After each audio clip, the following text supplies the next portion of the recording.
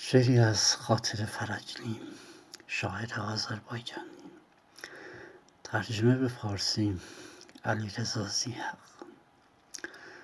عمر چون قطاری، سینه‌ام پرشکاف و ترک. آرزوهایم میتازد، سوار ترکش آمده ای از میان دردهایم، مسافری گرد راه. از میان کوچندگان، گناه آلودی ساده و زخمی و خونبار، با دل و میلت آمدی.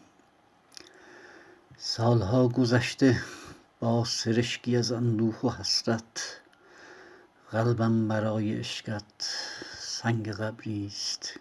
کنج دل است جای تو، کنون که آمده ای خوش آمدی به ملک خود.